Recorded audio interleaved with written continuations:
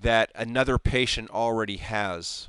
So even though I didn't have a name match, we're still checking on birth dates and social security numbers and names. So it's telling me I have other patients with the same social security number. Do I want to see these accounts? So I might say yes, and I go, Sally, did you used to be known as Diane Smith? You didn't tell me because I've got a Diane Smith with her social security number. And Sally would go, what social security number are you typing in? And I go 281401643, and she goes, "Oh no, it's 1463. It's the wrong. You typed in the wrong social security number." So I'm just going to exit out of this and put in the right social security number. So either, you know, I put it in wrong, or patient really was already there, and so this helps to prevent against duplicate records. Okay. Pardon? I'm sending you to immigration. Yeah, in LA we have a lot of that.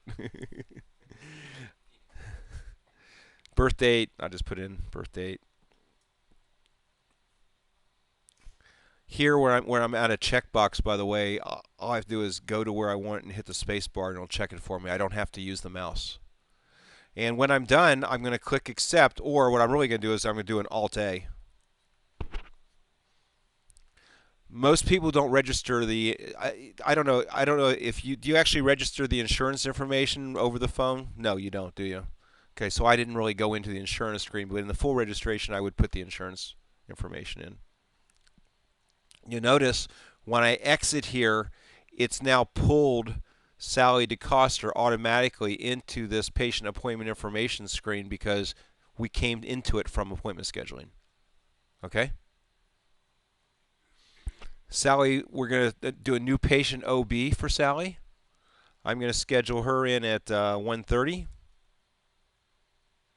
Book her.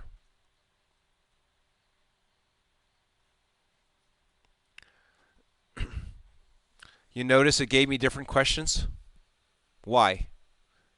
Because new patient OB is a different visit type than I used before. Before I used an EPV. This is just a demonstration to show you can have different questions for different visit types. Now, I'm going to go ahead and say, oh, it's fine, she's pregnant, whatever, and click OK. But what's going to happen is, question, LMP date requires a response. We set that as a required field in this. I can't make the appointment. So this is going to tell my scheduler, oh, I forgot to ask you, what was your LMP date? And she'll go, well, I'm not sure if I'm pregnant, but my last LMP date was 10/01 of 2007. So I think there's probably a pretty good indication that she is, but who knows? Okay, so you're gonna want to have that. All right. Okay. Diagnosis. I've actually have this set up so it'll actually look up and pull the actual CPT code. Okay. The reason why that one came up is because I only had one match with what I typed in. What you're probably going to want to have is more than one diagnosis with those words, so you can actually see it come up. Let's see. I'll just do it again. I'll just do it on PR. Whoops, dollars or. Okay, but you're going to probably type in PREG or pregnancy or whatever it is. Okay.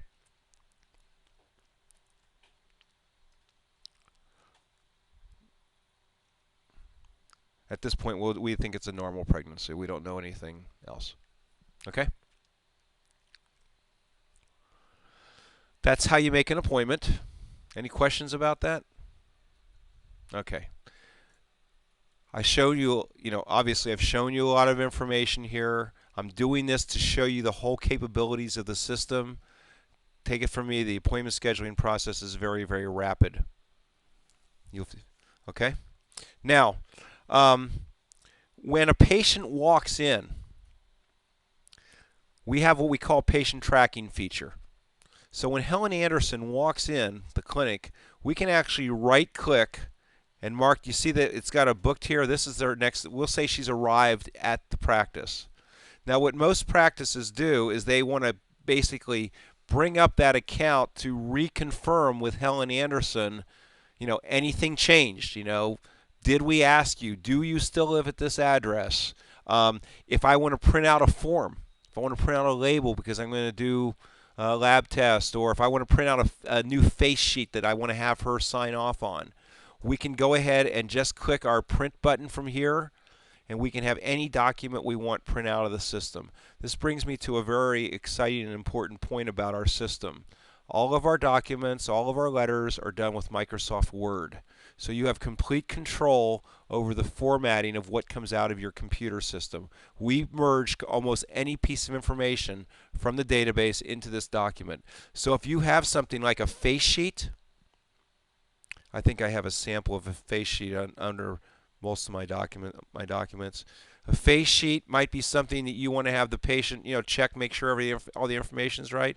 I'm actually going to print it out.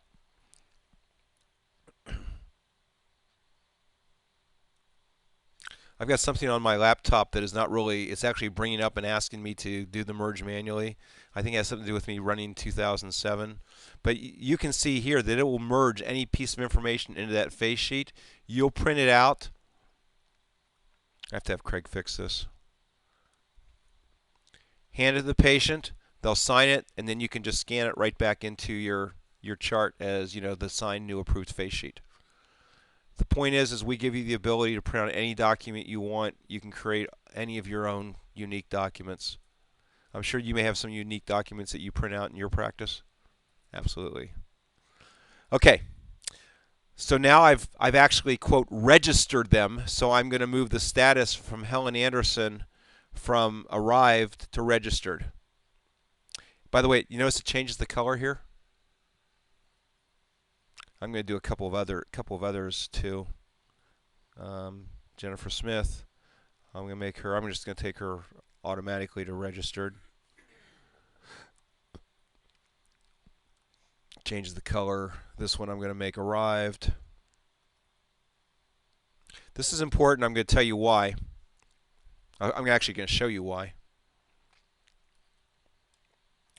Before I show you why, I'm also going to show you something else. If I right-click on here, you notice that we've time-stamped every computer has a clock, right? So as soon as I did the click, it time-stamped that event. So you can actually see what time they arrived, what time they registered, what time they were admitted, etc., etc. I'm actually not showing you what I want to show you. I'm showing you this, okay? Booked, arrived, registered, admitted, etc. You can run reports on the system that will tell you how long patients are waiting and how long you're spending with them. Okay, very important if you want to take a cross section of your practice. If you've got any HMO contracts where you need to see how much time you're actually spending for the meager dollars that you're getting reimbursed for capitated patients, etc. You can run these. You could actually even go back to these people and these contracts that you're buying for and go, our patients for a new patient OB are only waiting 20 minutes in the waiting room. What are the other practices that you use? Are they waiting hours? I mean, you want your patients that you're sending us to have the best care. So we have the statistics to actually make a case for why we charge an extra $50 for OB care, because we have our practices staffed up. I'm sure you'd like to make sure you maximize your reimbursement, right, Dr. Silverstein? Okay. All right. While I have this up, I also want to mention to you we do have a waiting list feature that's very nice.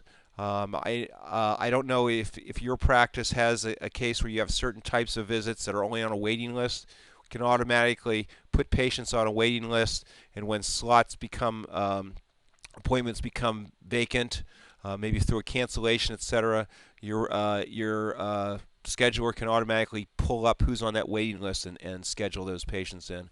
Again, you want to make sure if you are scheduled to see 30 patients a day and you got some cancellations, you want to make sure you keep that load at 30 patients a day, right? Okay. I'm going to leave appointment scheduling now, but I'm almost going to leave appointment scheduling now. I do want to just talk about some of the reports that you can get from your scheduling. Now, everybody realizes here, if I'm in front of doctors, I can't spend all this time. It's make an appointment, boom, etc. But if I'm in front of an administrator, and you have to adjust it to your practice. I'm not even going to spend this much time with an administrator on one doctor practice because they don't have the same issues as a 5 doctor practice or 10 doctor practice. But let's talk a little bit about reports. The appointment activity report is a very, very useful management report. That is a report where you can look at any time frame. It can be a time frame from the past or a time frame from the future. It will tell you how many appointments you have booked, how many are canceled, how many no-shows, how many overbooked, of visit type, how many are scheduled in the morning, how many are scheduled in the afternoon, by provider, by location, all of that. And also as important, if not more important, it will tell you what percentage of your templates you're actually filling.